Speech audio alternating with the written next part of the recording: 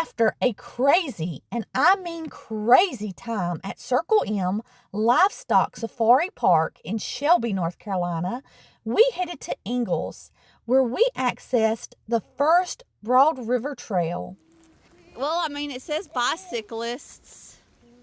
That doesn't mean a stroller would really work it. Probably for like hiking bikes. This trail is an easy, natural surface trail that follows the Broad River and is 1.5 miles one way. While the trail was opened in 2016, the trail has recently gotten very popular on social media as it has a 107-foot-long suspension bridge. In fact, the online pictures look so neat that I knew the next time we were in the area, we just had to come hike this trail. I like that white book. Oh, it's giving you kisses. Watch for snakes. Probably is. I mean, we ain't that far from town.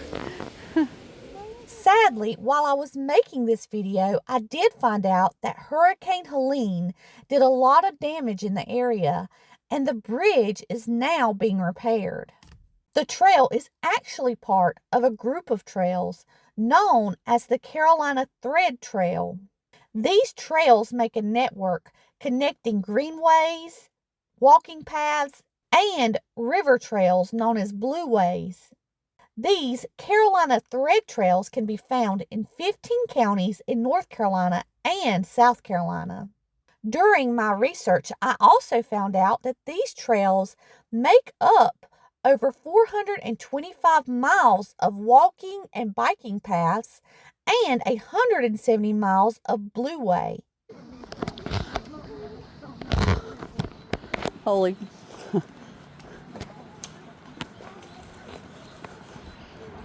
Oh. If you feel like you're in an adventure movie, I would like to get a picture, but I can't because they're bouncing me so much. Tires are moving. It's like a damn guitar. One interesting thing about the Carolina Thread Trail is if you go to their website, you can actually create an account and log in all of your trips. One of the most surprising things about this trail that we didn't know about at the time was the old trestle at the end of the trail. In fact, we all really loved walking under the old trestle more than the suspension bridge. It turns out that this trail is also sometimes called the Twin Trestle Trail. Talk about confusing. However, some sources say that the Twin Trestle Trail is only the trail that passes around and near the railroad trestles. Regardless, railroads were crucial to Shelby, North Carolina's development, particularly in the 1870s when the Carolina Central Railway reached the city. This not only stimulated growth, but connected Shelby to other areas. I have done a lot of research, and I believe that this trestle was once part of the former Southern Peavine Line.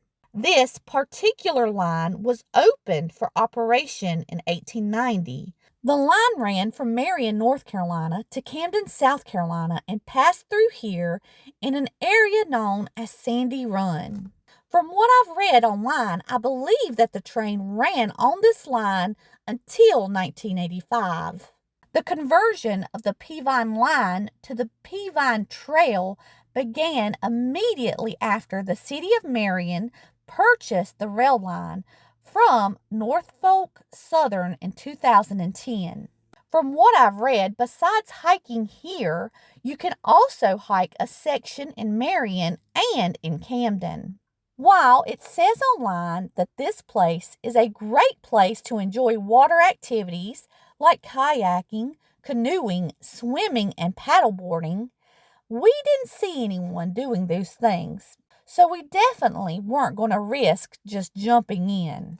Next, we headed back to the car where we planned on driving around and looking at the beautiful homes and scenery. While my family and I don't come to Shelby often, I really do love the area. As a girl, my dad would take me to Bridges Barbecue, and my mom would take me to Ichabod's. As a teen, almost every year, I would try to go to the Cleveland County Fair. As a senior, my dad brought me to Shelby to go to a jewelry store where he purchased my high school ring. When I was 18, I came to Shelby to get my first tattoo, as you couldn't get one in South Carolina at the time. When my husband and I first got together, we actually rode motorcycles around the area. And while pregnant, I came to Shelby to go to the German Invasion car show. Not to mention all of the times I've been to Shelby to eat Japanese food, watch movies, and shop for cars. Of course, now that I'm into history, I can really appreciate the area. What would be Cleveland County was originally home to the Catawba and the Cherokee, and didn't really begin to be settled until around 1760.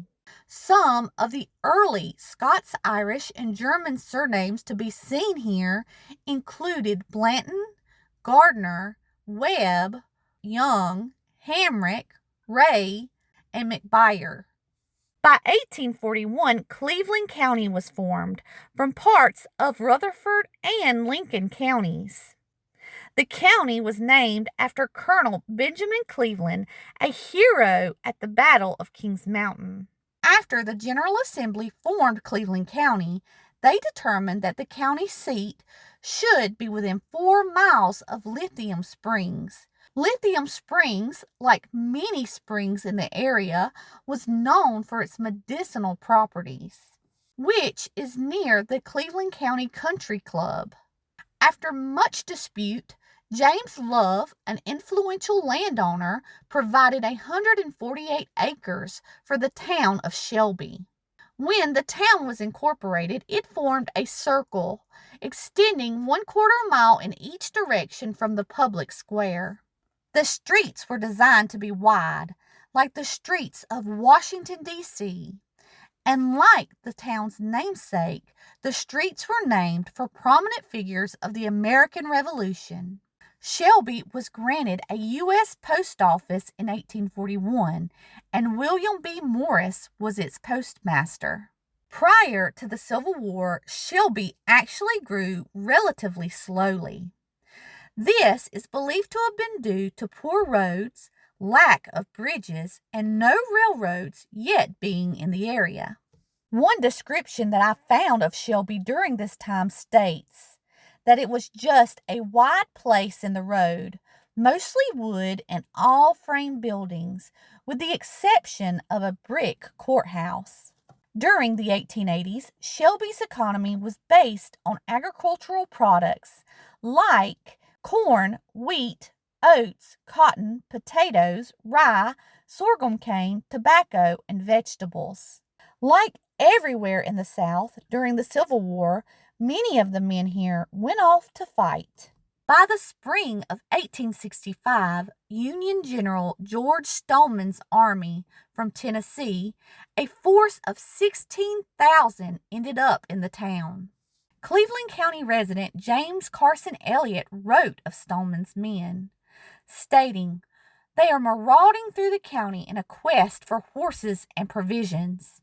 That being said, little damage actually occurred in the town. Later, after Confederate General Robert E. Lee surrendered at Appomattox in Virginia, Federal forces again came to Shelby, and this time they occupied the county courthouse. Fortunately, even after this, the town escaped the task of having to rebuild, as many other places did.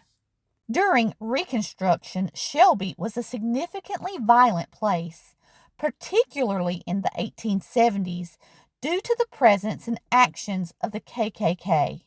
Towards the end of Reconstruction, Shelby began to make industrial progress, with the assistance of the Northern investors and industrialists.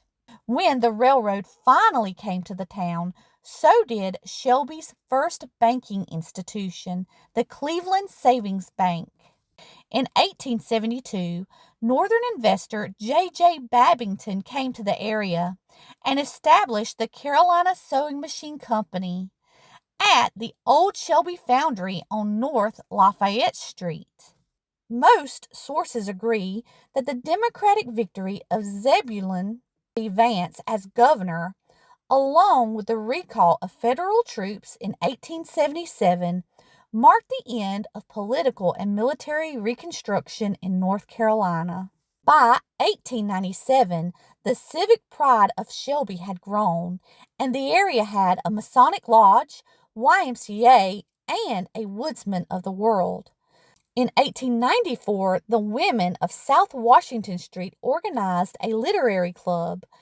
By 1900, the people of Shelby were described as blessed with conversation but thrifty, with happy homes and firesides, and good schools and churches. Between 1920 and 1930, the population here grew and new buildings emerged.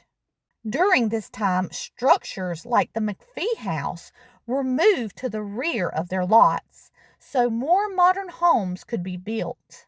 Cleveland County became an important cotton producer relatively late, and during the 1920s, production of cotton in Cleveland County rose from 8,000 to 80,000 bales of cotton a year. By 1928, the Shelby dynasty emerged. This began with the election of Oliver Max Gardner, a Shelby native, as governor. Oliver had come from a very large family, and after receiving a football scholarship, his sisters had to host a bake sale to raise funds so he could afford to travel to college. Later in Oliver's life, he also studied at the University of North Carolina's School of Law before becoming a prominent lawyer. While a practicing lawyer in Shelby, Oliver married into the very political Webb family, after which Oliver went on to serve in Senate and then as governor. As governor, Oliver was a conservative Democrat who worked to cut costs in government and cut local property taxes. Oliver also had a pro-business and anti-union stance, though he did work to ensure workmen's compensation. As a governor and mill owner, Oliver worked to include black workers and keep children younger than 12 out of the mills. Oliver, along with his political family and colleagues who formed the Shelby dynasty, worked to help keep the area and the state democratic. The dynasty ended in 1948 when the dynasty's candidate, Charles M. Johnson, lost to W. Kerr Scott, who had promised to improve roads, schools, and buildings. The most well-known reminder of Oliver Gardner and his wife, Fay Webb, in the state is the college Gardner-Webb, which is where my great-uncle and the namesake for one of my children went to college, until he got reprimanded for having too much fun. By 1948, cotton production in Cleveland County was at its peak, and the town of Shelby thrived. However, all good things must come to an end, and by the 1950s, as a result of drought and government acreage control, cotton began to decrease. By 1975, Shelby was finding it hard to compete with larger and more modern mills.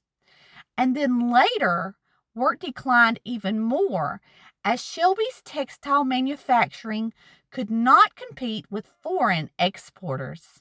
However, Shelby survived and today stands as a remarkable town.